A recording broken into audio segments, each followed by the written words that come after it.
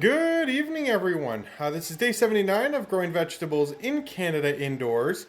As my daughter and I transition from the outdoor growing season to now starting all of our items here indoors organically.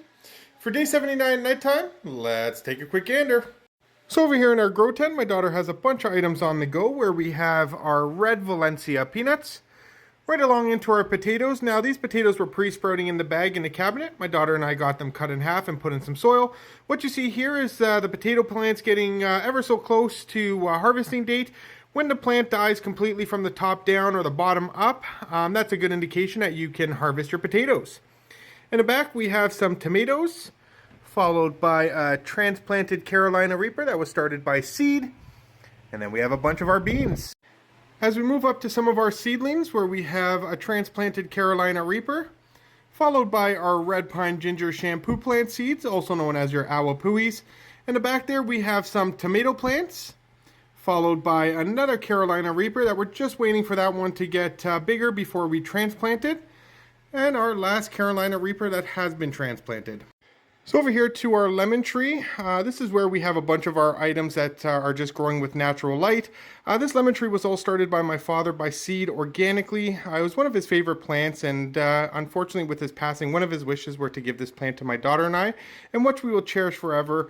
Forever missed, never forgotten, and truly love, Pops. As we move along to a few more of our items, we are going to get this windowsill with more items on the go. As well as we get closer to the outdoor season, we'll have this whole space usually filled right up. We do have a tomato that we turn as we need to. The plant will grow trying to face the sun, so without having a lopsided tomato or any plant, you want to keep turning it so it does continually grow straight up. Right beside it we have our awapui plant, also known as your red pine ginger shampoo plant.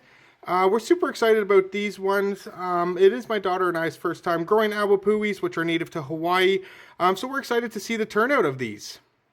As we move along to our tangerine plant, followed by our last plant that we have indoors. This was also my father's, and unfortunately with his passing I didn't have a chance to ask him what kind of plant it was. I do believe it is a bay laurel, and my daughter and I have used different apps that indicate it could be a bay laurel or a form of citrus plant. Nonetheless, we're not too worried. We're just grateful to have this plant in memory of my father.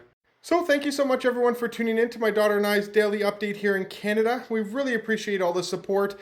And if you haven't yet, check out our website at canadianveggies.com for 100% organic items, apparel, as well as some of the services that we currently offer. Again, for day 79 nighttime, thanks for tuning in. Have a great night.